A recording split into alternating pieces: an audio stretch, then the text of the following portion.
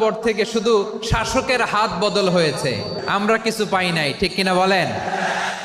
একদল খাইছে, আরেক দল খাওয়ার জন্য রেডি হয়ে আছে। আমরা এরকম চাই না, আমরা চাই স্বাধীন সার্বভৌম বাংলাদেশ। আজহার নাকি মাঝার একজন আছে, আগে ওরা খাইছে এখন এরা খেতেছে, নাকি বলছো না ভাই রে? রাজনীতি করবেন স্বনামে আসে, আড়াইলে আপনার রাজনীতি করেন। বাংলাদেশের সব থেকে বড় সমস্যা হলো মিজানুর রহমান আজহারি। এই আজহারি হুজুর যখন আওয়ামী লীগ সরকার ছিল তখন এই হুজুরকে দেশে থাকতে দেওয়া হয়নি, তাকে সব থেকে বড় সমস্যা মনে করা হয়েছে। তার বিরুদ্ধে বিভিন্ন আলেম নামের জালেমরা তার বিরুদ্ধে লেগেছিল, বিভিন্ন রাজনৈতিক নেতারা তার মাহফিল করতে দেয়নি, তাকে দেশ ত্যাগ করতে বাধ্য করা হয়েছে। ঠিক একইভাবে মিজানুর রহমান আজহারি এই দেশে এখন আবার এসেছে, তার বিরুদ্ধে কোনো একটি দল আবার লেগেছে, তার বিরুদ্ধে আবার লেগেছে, তার মাহফিল বন্ধ করে দেওয়ার ষড়যন্ত্র চলছে। সিলেটে তার মাহফিলের ভিতরে জ্ঞানজাম করেছে। কেন বাংলাদেশে এই মিজানুর রহমান আজহারির এত শত্রু? কেন তাকে মানুষ পছন্দ করে না? আজকে সেই কারণটাই জানব। আসলে তার দোষ কি জানেন? তার দোষ হয়েছে তার জনপ্রিয়তা, তার দোষ হয়েছে সে সুন্দর করে কথা বলতে পারে, তার কথা মানুষ শুনে। তার দোষ হয়েছে তার নেম অ্যান্ড ফেম, তার কথায় মানুষ লক্ষ লক্ষ মানুষ জমায়েত হয়। এটাই মানুষের ভয়, এটাই ওইসব দলের ভয় যে আমরা তো মিষ্টি দিয়া বিরিয়ানি দিয়া মাত্র 50,000 মানুষ আনতে পারি না, কিন্তু তিনি আসার পরে শুধু তার নামটা শোনার পরে 20-25 লক্ষ মানুষ এক জায়গায় জমায়েত হয়। এই ভয়টা শুধু বাংলাদেশের এই বিভিন্ন নেতারা দেখে না, এই ভয়টা ইন্ডিয়াও দেখে। যেমন সাইদি হুজুরকে নিয়ে তারা ভয় পেয়েছিল এবং সাইদি হুজুরকে এই দেশের মাটিতে শহীদ করেছে এই ইন্ডিয়ান চাল দিয়ে। ঠিক একইভাবে মিজানুর রহমান আজহারি তো অল্প বয়স, তাকে তো আর জামাত তাকে তো আর বলতে পারবে না যুদ্ধ অপরাধী, তাকে অন্যভাবে তাকে বন্ধ করে দেওয়ার চেষ্টা চলছে, বিরুদ্ধে বড় গভীর ষড়যন্ত্র চলছে। এর গন্ধ অনেক গভীর থেকে আসছে, সম্পূর্ণ ইন্ডিয়ান চাল। কারণ দেখেন, আমি একটা কথা বলি, মিজানুর রহমান আজহারি হুজুর হয়েছে এমন একজন হুজুর যার আপনি কোনো কিছু আমি কমতি খুঁজে পাই নাই। যেমন তার বিনয় বা ভদ্রতা বলেন, তার শিক্ষাগত যোগ্যতা বলেন, তার ইংলিশ বলার স্কিল বলেন, তার বিভিন্ন ভাষার দক্ষতা বলেন, মানুষকে বোঝানোর দক্ষতা বলেন, মোটিভেশনাল। যদি আপনি বাংলাদেশে ধরেন যে বাংলাদেশে 1 থেকে 3 জন মোটিভেশনাল স্পিকারের ভিতরে সব থেকে নাম করা মোটিভেশনাল স্পিকার কে হবে? তারপরে এই শয়তান দেখেন কি বলতেছে,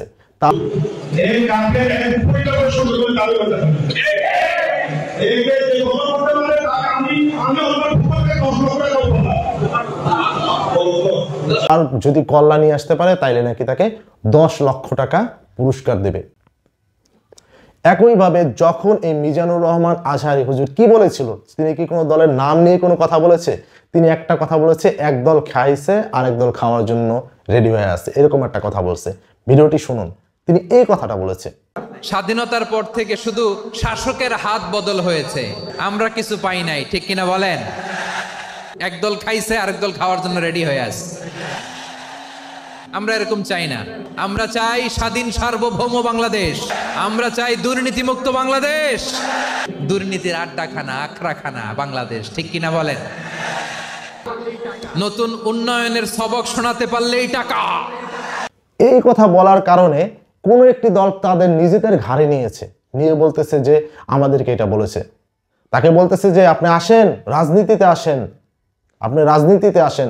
আরে ভাই, সে রাজনীতিতে যাওয়ার দরকার নাই, তার নাম ফ্রেম, বিএনপির 95% মানুষ তাকে ভালোবাসে, আওয়ামী লীগেরও 90% মানুষ তাকে ভালোবাসে, পুরো বাংলাদেশের জামাত শিবিরেরও 90%-এর বেশি মানুষ তাকে ভালোবাসে। পুরো বাংলাদেশের সকল মানুষ ধর্ম বর্ণ নির্বিশেষে, দল মত নির্বিশেষে মিজানুর রহমান আজহারিকে ভালোবাসে। কারণ তার ভিতরে আমি কোনো কমতি খুঁজে পাই নাই আমার এই স্বল্প জ্ঞানে। আপনারা পেয়েছেন কিনা জানি না, বাংলাদেশের সব থেকে জনপ্রিয় মানুষদের ভিতরে যদি মনে হয় মিজানুর রহমান আজহারি 1 নম্বর থাকবে।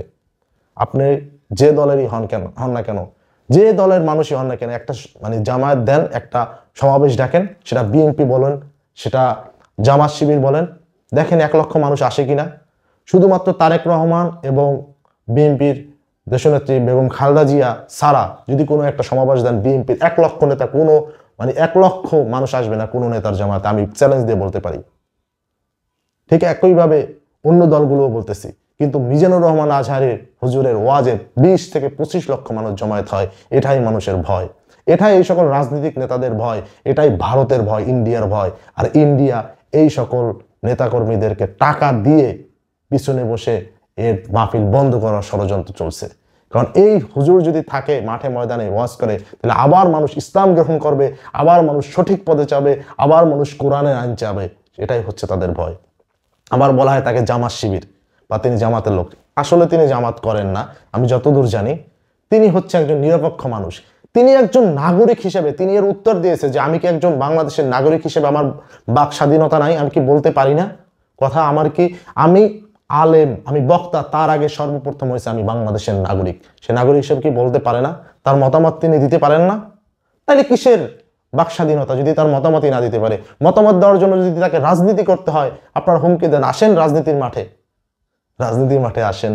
আমার গত সপ্তাহের যশোরের আলোচনার একটা লাইনকে কেন্দ্র করে আমাদের অনেক রাজনীতিবিদ বন্ধুরা অনেক ক্ষুব্ধ প্রতিক্রিয়া দেখাচ্ছেন। ওই কথাকে নিজেদের গায়ে টেনে, নিজেদের গায়ে মেখে ওনারা ক্ষুব্ধ হয়েছেন। প্রিয় ভাইয়েরা, আমি বলেছিলাম যে একদল খেয়ে গিয়েছে, আরেক দল খাওয়ার জন্য রেডি হয়ে আছে। তো এখানে কি আমি কোনো দলের নাম বলেছি? বাংলাদেশে 48টা প্রায় নিবন্ধিত রাজনৈতিক দল, কোনো দলের নাম আমি বলিনি। কথাটাকে আমি জেনারেল রেখেছি। দায়ীদের বৈশিষ্ট্যই এটা, দায়ীরা জেনারেলি কথা বলে, যার যেই মেসেজ নেয়ার তারা সেখান থেকে নিয়ে নেয়। সো একটা জেনারেল কথাকে যদি আমার রাজনীতিবিদ বন্ধুরা নিজেদের গায়ে মাখেন, ক্ষুব্ধ প্রতিক্রিয়া জানান, এতে করে সাধারণ জনগণের কাছে একটা নেগেটিভ মেসেজ যাবে ওনাদের ব্যাপারে। এটা হোক আমরা চাই না। আমার প্রিয় রাজনীতিবিদ বন্ধুদের আমি বলবো, কথাটা ছিল ভেরি জেনারেল, এটা নিজেদের গায়ে মাখানোর কোনো দরকার নাই। আমরা সবসময় দেশের পক্ষে থাকবো, সবসময় দেশের পক্ষে থাকবো। সেই কথাগুলো ছিল ভেরি জেনারেল। যে কথাগুলো আমরা জেনারেলি বলি, এগুলো জেনারেলি আপনারা নিবেন। আমার রাজনীতিবিদ বন্ধুদের কাছে এটাই আমার কামনা। আর এই জাতীয় বার্তা যখন আমরা দেই, তখন যদি আপনি বলেন যে পারলে রাজনীতিতে আসেন, পারলে দল করে দেখান, এটা হইল? আমি কি এরকম কোনো কথা বলেছি? না। আমি একজন মুফাসসিরে কোরআন, আমি একজন আলেম, এর বাইরেও আমার সবচেয়ে বড় পরিচয় আম আ সিটিজেন অফ বাংলাদেশ। আমি বাংলাদেশের একজন সাধারণ নাগরিক। আমার দেশের যে কোনো সমস্যা, যে কোনো ইনকনসিস্টেন্সি, অসঙ্গতি নিয়ে মত প্রকাশের স্বাধীনতা আমার আছে না নাই? আপনারাই তো বাক স্বাধীনতার কথা বলেন, ফ্রিডম অফ স্পিচের কথা বলেন, বাক স্বাধীনতার কথা বলেন। আপনারাই যদি আবার কোনো মন্তব্যের কারণে বলেন যে রাজনীতির মাঠে আসেন, দল করেন, দেখি কতটুকু পারেন, এটা ঠিক হবে না। তাই প্রিয় ভাইয়ের, আসুন আমরা দল মত নির্বিশেষে কাঁধে কাঁধ মিলিয়ে সোনার বাংলাদেশ গড়ি, দুর্নীতিমুক্ত বাংলাদেশ গড়ি। যে বাংলাদেশের জন্য রক্ত দিয়েছে আবু সাইদ, যে নতুন ভোরের বাংলাদেশের জন্য রক্ত দিয়েছে মুগ্ধরা, যে নতুন বাংলাদেশের জন্য রক্ত ঝরিয়েছে 24-এর যে গণ অভ্যুত্থানের প্রত্যেকটি শহীদের আওয়াজ করে বলেন ঠিক কিনা? উনরা দেলাওয়ার হোসেন সাইদিকে যেভাবে মানে জুজুর ভয়, একটা কথা আছে না, জুজুর ভয়। যেমন দেলাওয়ার হোসেন সাইদি তিনি জামাত করতেন, মনে করতেছে মিজানুর রহমান আজহারী মনে হয় জামাতে তলে তলে যোগ দিয়েছে। এত ভয় পেলে রাজনীতি করবেন কিভাবে রে ভাই? আর দেখেন, যারা প্রকৃতপক্ষে বিএনপির রাজনীতিকে ভালোবাসে, যারা তারেক রহমানকে ভালোবাসে, যারা দেশনেত্রী বেগম খালেদা জিয়াকে ভালোবাসে, তারা কিন্তু এই ভয় পায় না। দেখেন, আমার একজন বড় ভাই, তিনি হচ্ছেন ডক্টর ফয়জুল হক। তিনি কায়েদ শাহ হুজুরের নাতি। আমি কায়েদ শাহ হুজুরের মাদ্রাসায় পড়াশোনা করছি, জালাশার ইনেস কামিল মাদ্রাসা, বাংলাদেশের সব থেকে সুনামধন্য মাদ্রাসার ভিতরে একটা। তিনি একজন শিক্ষিত মানুষ, তিনি ডক্টরেট করা। তিনি মিজানুর রহমান আজহারীর সাথে বিভিন্ন সময় দেখা করেছেন এবং বাইরে থাকা অবস্থায় তার সাথে ভালো একটা সম্পর্ক। তিনি হচ্ছেন ঝালকাঠি 2 আসনে নমিনেশন কিনেছিলেন। তিনি একজন বিএনপি কর্মী এবং তিনি টকশোতে খুবই জনপ্রিয়। বিএনপির নামটাকে তিনি অনেক উঁচায় রাখার চেষ্টা করেন এবং বিএনপির যতগুলো মানুষ টকশো করে তার ভিতরে ডক্টর ফয়জুল হক অন্যতম। আরসি কলা খাইছেন না প্রসাব খাইয়ে আসছেন, এটা তো জনগণ জানে না। আপনি কোরআন দিয়ে ব্যাখ্যা করেন, ভালো কথা। বললাম যে কোরআন দিয়ে আপনি বলেন যে ধর্ম যার যার, উৎসব সবার। এই উৎসব সবার এই শব্দটার একটা হাদিস অথবা কোরআনের ব্যাখ্যা দেন। আপনি পারলেন না। আপনি বলছেন ধর্ম যার যার, উৎসব সবার, বিশ্বের সব দেশে হয়। আপনি নিজে প্রমাণ করে দেখান যে ভারতের প্রধানমন্ত্রী অথবা ভারতের কোন এমপি মন্ত্রী কোরবানি কোরবানির দিন গরুর গোস্ত জবাই দিছে, গরু জবাই দিয়ে সেখানে যাইয়ে গরুর গোস্ত সামনে রাইন দেয়া মজা করে খাইছে, আপনার মতো প্রসাদ এটা কেউ দেখাইতে পারবেন প্রমাণ? আপনি দেখাইতে পারবেন? পারবেন না। মায়ের চাইতে মাসির দরদ বেশি, এটা কখনোই কল্যাণ না, সেটা রাজনীতিতেও কল্যাণ না, যেটা আপনারা করছেন ধর্মের জন্যও কল্যাণ না। সেই ডক্টর ফজলুল হক তিনি মিজানুর রহমান আজহারীর পক্ষে না, তিনি একটা সঠিক কথা বলেছে যে কেউ কারো ঘাড়ে টাইনে নিয়েন না। তিনি এটা বলেছে কেউ মানে একটা বড় দল থাকলে তার ভিতরে দোষও থাকে গুণও থাকে। বিএনপি একটা বড় দল, কিন্তু এখানে আপনারা কেউ ঘাড়ে টাইনে নিয়েন না যে ঠাকুর ঘরে কে আমি কলা খাই নাই, এটা কেউ বললেন না। তিনি এই জিনিসপত্রগুলো বোঝানোর চেষ্টা করছে যে মিজানুর রহমান আজহারীর শুধু শুধু বিরোধিতা করেন না আপনারা, তিনি তো কোনো দলের নাম নেয় নাই। তার কারণে তার উপরে এই যে দুদু তিনি খেপে গিয়েছেন, তাকে ফোনে কিভাবে অকথ্য ভাষায় গালাগালি করে শুনুন। আপনি মিজানুর রহমান আজহারী সাহেবকে ইস্যু করে আপনি আমার সাথে অভদ্র আচরণ করলেন কেন? ভিডিও বানাস, তোর এত বড় সাহস করে দিছে? কে দিছে? কে দিছে? আমাকে আমার কলিজা দিছে, আমার আল্লাহ দিছে। তোমার সোনার কলিজা বেটা, তুই ঢাস সরাইস সরাই কিন্তু তার থালাই দম কি চ্যাটার বাল তোমার তারেক রহমানের কাছে দিয়ে তুমি আমার। আমি তো তারেক রহমানের আদর্শে চলি, আপনি তো তারেক রহমানের আদর্শে নাই রবি ভাই। শুনলেন তো, এই হয়েছে অবস্থা। এরা একজন নেতাকর্মীর প্রতি যদি আরেকজন নেতাকর্মীর সম্মানই না দিতে পারে তাহলে কি আমি তো বুঝতেছি না। আমি আমার বড় ভাই ফজলুল হক ভাইয়াকে বলবো যে এই ব্যাপারটা আপনি উপর মহলে জানান, এবং যদি তারপরও কোনো ব্যবস্থা না নেওয়া হয় তাইলে আপনি আপনার সম্মান বজায় রাখার জন্য যা করা উচিত তাই করেন। আমাকে অনেকেই বলে যে ভাই আপনি কোন দল করেন, আপনি কি জামাত শিবির করেন নাকি বিএনপি করেন নাকি আওয়ামী লীগ করেন নাকি অন্য কোনো দল? আমি বলি যে আমার একটাই আদর্শ, আমার আদর্শ হয়েছে হযরত মুহাম্মদ সাল্লাল্লাহু আলাইহি সাল্লাম। আমি কোনো রাজনৈতিক আদর্শ অন্য কাউটা বিশ্বাস করি না। আমার আদর্শ হয়েছে নবী করিম সাল্লাল্লাহু আলাইহি সাল্লাম, তিনি যেভাবে রাজনীতি শিখিয়েছেন আমি সেভাবে রাজনীতি করব, তিনি যেভাবে অর্থনীতি শিখিয়েছেন সেভাবে অর্থনীতি করব, তিনি যেভাবে আমাদের ইসলাম দিন শিক্ষা দিয়েছেন সেভাবে আমার লাইফ আমার জীবন করব। আমি কোনো রাজনৈতিক দলের সাথে যুক্ত না, এখন পর্যন্ত আমি কোনো রাজনৈতিক দলের সাথে যুক্ত না। আমি শুধু আমার নবীর আদর্শে চলার চেষ্টা করি। কারণ কিসের জন্য যুক্ত না? যদি আমি কোনো একটি রাজনৈতিক আদর্শের ভিতরে যুক্ত হই তখন আমার নিজের কোনো আদর্শ থাকবে না, তখন আমি ওই রাজনৈতিক আদর্শের দিকে তাকাই আমার কথা বলতে হবে। তো আমি এটা চাই না। আমি চাই যে আমার আদর্শ নবী করিম সাল্লাল্লাহু আলাইহি সাল্লাম, তার আদর্শে আমি চলতে চাই। আর মিজানুর রহমান আজহারী হুজুর সহ বিভিন্ন আলেমদের ওয়াজ মাহফিলে এই নেতাকর্মীরা, আমি নাম ধরে বলছি, বিএনপির নেতাকর্মীরা বাধা দিচ্ছে, যার প্রমাণ রয়েছে ইউটিউবে আপনি দেখতে পারেন, নিউজে দেখতে পারেন, বিভিন্ন জায়গায়। বুঝছেন, এই জিনিসপত্র এখনই উচিত আমাদের দেশনেত্রী বেগম খালেদা জিয়া এবং তারেক রহমানের উচিত এখনই এটার ব্যবস্থা নেওয়া। বিভিন্ন জায়গায় বিভিন্ন রকমের কাজ চলছে বিএনপির। এই যে পরশুদিন দেখেন গরু চুরি করে বিএনপির নেতা ধরা খাইছে, এটাকে বিএনপির জন্য কোনো মানে ভালো বই আনছে? এই হচ্ছে অবস্থা। এগুলোকে নিয়ন্ত্রণ না করতে পারলে বিএনপির অবস্থা আরো খারাপ হবে। কারণ আমি একটি ভোট ছেড়েছিলাম আমার চ্যানেলে, সেখানে আমি দেখেছি প্রায় 60% ভোট পেয়েছে। আমি বলেছি যে আগামী নির্বাচনে আমরা সরকার হিসেবে দেখতে চাই কাকে। আমরা তিনটা জিনিস দিয়েছি, একটা হচ্ছে বিএনপি, আরেকটা হচ্ছে জামাত ইসলাম, আরেকটা হচ্ছে অন্য দল। সেখানে জামাত ইসলামের প্রায় 60% ভোট পড়েছে, বিএনপির পড়েছে 18%, আর অন্য দল পড়েছে 22%। আমি লাস্ট পর্যন্ত যেটা দেখেছি। তো আপনারা কিন্তু বিএনপির প্রতিনিয়ত জনপ্রিয়তা হারাচ্ছেন। এসব নেতাকর্মীদেরকে যদি আপনারা নিয়ন্ত্রণ না করতে পারেন এবং যদি আলেমদেরকে যদি আপনারা দুশমন মনে করেন তবে অবশ্যই আপনারা কিন্তু জনপ্রিয়তা হারাবেন। বিখ্যাত উক্তি আছে কি জানেন?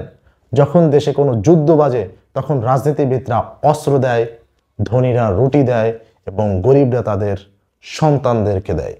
আর যখন যুদ্ধ শেষ হয় তখন রাজনীতিবিদরা হাত মিলিয়ে নেয় এবং ধনীরা তাদের রুটির দাম বাড়িয়ে দেয় এবং গরিবরা তাদের সন্তানদের লাশ খুঁজে বেড়ায়, কবর খুঁজে বেড়ায়। বাংলাদেশে যখন স্বাধীনতার প্রশ্ন আসে, যখন দেশ এবং সার্বভৌমত্ব রক্ষার প্রশ্ন আসে, তখন আলেমরা আয়নাঘরে থাকে, মাদ্রাসার ছাত্ররা জীবন দেয়, আলেমরা তাদের নিজেদের জীবন উৎসর্গ করে দেশকে স্বাধীন করে। এবং যখন স্বাধীনতা অর্জন হয়ে যায় তখন আলেমদেরকে ধর্ম ব্যবসায়ী বলা হয়, আলেমদেরকে মৌলবাদী বলা হয় এবং মাদ্রাসার ছাত্রদেরকে জঙ্গি ট্যাগ দেওয়া হয়। এটাই বাস্তবতা। আমি বলতে চাই যে বাংলাদেশ হচ্ছে একটি মুসলিম দেশ। এই দেশে মুসলিমদের বিরুদ্ধে যারা দাঁড়াবে তাদের বিরুদ্ধে জনগণ দাঁড়িয়ে যাবে। এখনো কিছুই হয় নাই, সামনে জনগণদের পাওয়ার কিন্তু আছে, তারা কিন্তু সিল মারতে পারবে। সেই জন্য সাবধান, তারা কিন্তু সিল মাইরা দিবে। যারাই ইসলাম এবং জনগণের বিরুদ্ধে যাবেন তাদের কিন্তু বিরুদ্ধে এই বাংলাদেশের জনগণ সিল মাইরা দিবে। ওই যে ডিপজলের ডায়লগ আছে না, সিল মাইরা দিমু, ওইরকম কিন্তু সিল মাইরা দেবে। তো এখনো সময় আছে, আলেমদেরকে ভালোবাসেন, দেশকে ভালোবাসেন, দেশের মানুষকে ভালোবাসেন এবং দেশের বিরুদ্ধে ষড়যন্ত্র রুখে দেওয়ার জন্য নিজেরা প্রস্তুত থাকেন। যেখানে পার্শ্ববর্তী ইন্ডিয়া দেশের বিরুদ্ধে কিভাবে ষড়যন্ত্র করতেছে সেটা আপনারা দেখছেন না, নিজেদের ভিতরে ঐক্যবদ্ধ না হয়ে নিজেদের ভিতরে কামড়াকামড়ি করে তাদেরকে সুযোগ করে দিচ্ছেন। এটা তো হচ্ছে মূর্খের থেকেও বড় ধরনের মূর্খতা। কারণ আপনারা তো জানেন যেটা একটা বড় একটা উক্তি হচ্ছে ডিভাইড অ্যান্ড রুল, যদি ভাগ করো এবং শাসন করো। ইন্ডিয়া চায় আপনাদের ভিতরে, রাজনৈতিক দলের ভিতরে ভাগ করে দিয়ে আপনাদেরকে শাসন করতে এবং আলেমদের বিরুদ্ধে লাগিয়ে দিতে। কারণ আলেমদের বিরুদ্ধে যদি আপনারা লেগে যান তবে বাংলাদেশে সৃষ্টি হবে। এই সুযোগেই তারা ঘোলা পানিতে মাছ শিকার করবে। তো সবাই ভালো থাকবেন। আজকে এই ভিডিও এই পর্যন্তই। যদি আমার ভিডিও আপনাদের খারাপ লাগে আনসাবস্ক্রাইব করে চলে যান, আর যদি আমার ভিডিও ভালো লাগে অবশ্যই সাবস্ক্রাইব করে যাবেন। ইনশাল্লাহ দেখা হবে অন্য ভিডিওতে এবং হক কথা বলেই যাব জীবন যতদিন থাকবে। আল্লাহ হাফেজ।